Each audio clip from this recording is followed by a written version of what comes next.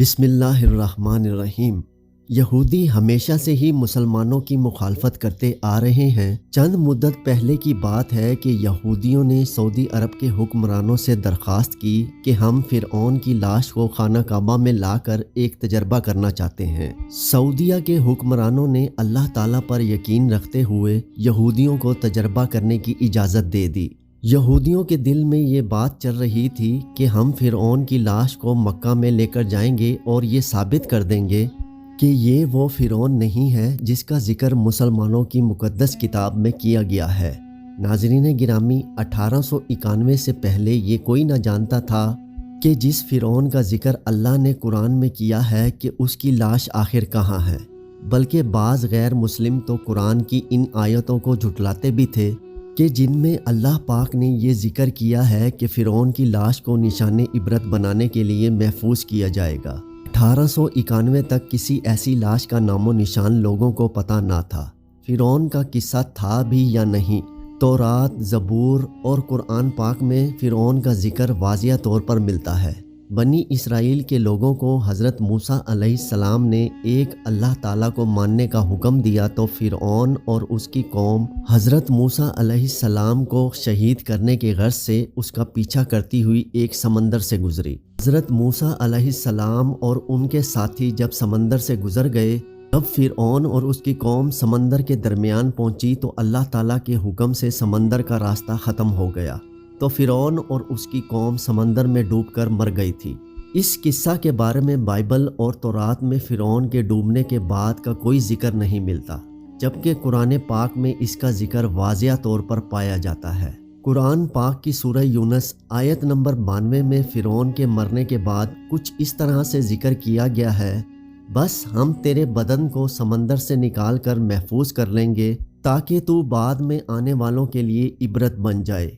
آج سے تقریباً 35,000 سال پہلے کی بات ہے کہ فرعون کے ڈوب کر مرنے کے بعد سمندر نے فرعون کی لاش کو اللہ کے حکم سے باہر کنارے پر پھینک دیا۔ باقی پوری قوم کا علم نہ ہوا کہ ڈوبنے کے بعد وہ کہاں گئی۔ ایک دفعہ ایسا ہوا کہ مصری شخص وہاں سے گزر رہا تھا کہ اس کی نظر فرعون کی لاش پر پڑی، تو اس نے فرعون کو پہچان لیا۔ اس نے فرعون کی لاش کو فرعون کے شاہی محل میں پہنچا دیا۔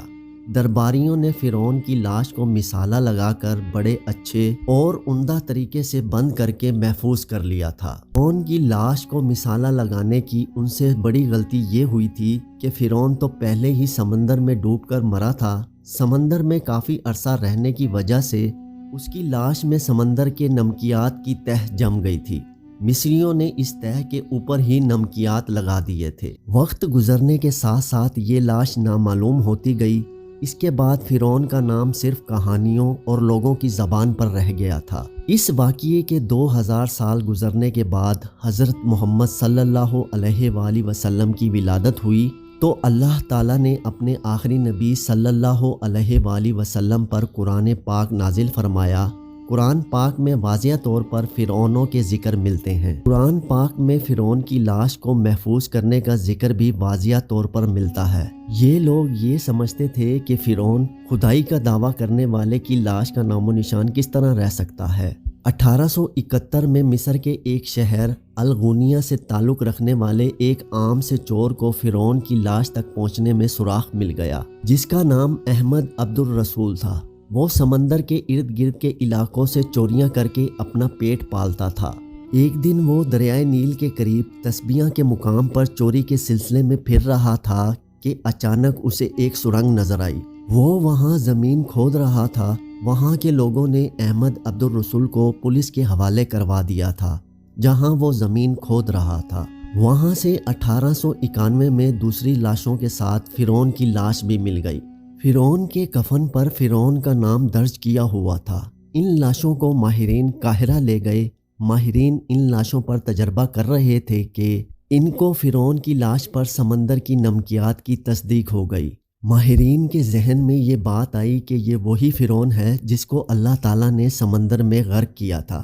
یہ خبر دنوں میں ہی ایسے پھیل گئی جیسے آگ پھیلتی ہے۔ اس کے بعد دنیا کے نامی گرامی ماہرین نے اس لاش پر تجربات کیے تو سب نے اس لاش کو فرعون کی لاش قرار دیا۔ سب سائنسدانوں نے تحقیق کر دی کہ ان سب لاشوں میں صرف فرعون کی لاش پر سمندری نمکیات کی تہ جمی ہوئی ہے۔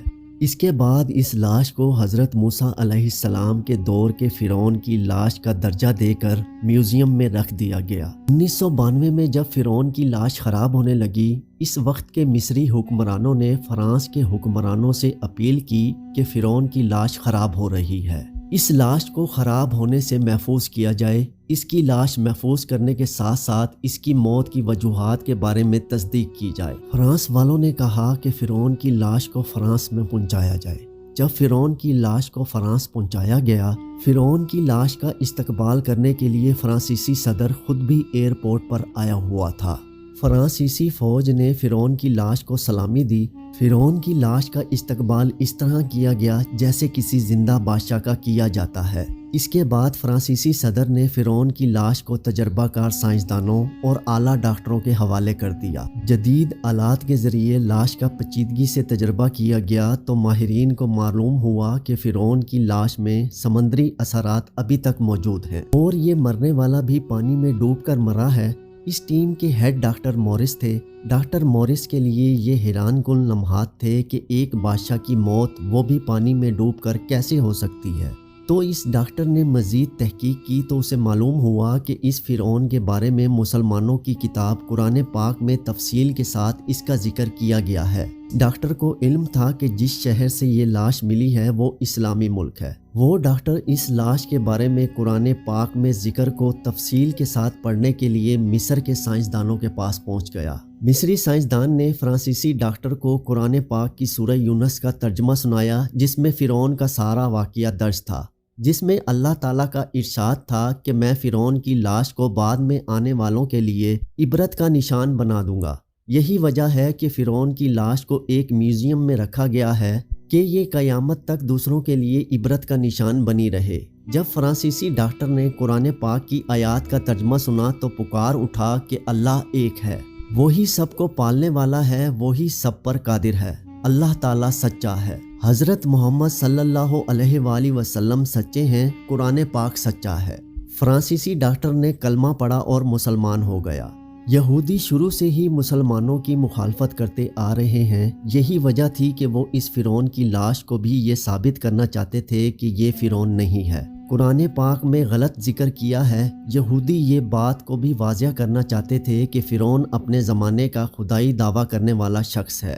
ہم اس کو خانہ کعبہ میں لے کر جاتے ہیں، کیا اللہ تعالیٰ اس کی لاش پر کوئی اثر ڈالتا ہے؟ اس لاش کو خانہ کعبہ میں داخل ہونے دیتا ہے کہ نہیں؟ خیر وہ یہ کام تو نہ کر سکتے تھے، پر یہودیوں کے اسی دعوے کی نفی کے لیے مصری حکومت نے خود سعودی حکومت سے فرعون کی لاش کو حرم شریف میں لے جانے کی اجازت مانگی، جسے کچھ مشروط شرائط سے مان لیا گیا۔ فرعون کی لاش کو ایک جنازے کی صورت میں خانہ کعبہ میں لے جایا گیا۔ انہوں نے جیسے ہی لاش کو خانہ کعبہ میں رکھا تو لاش پر بے شمار چونٹیاں جمع ہو گئیں۔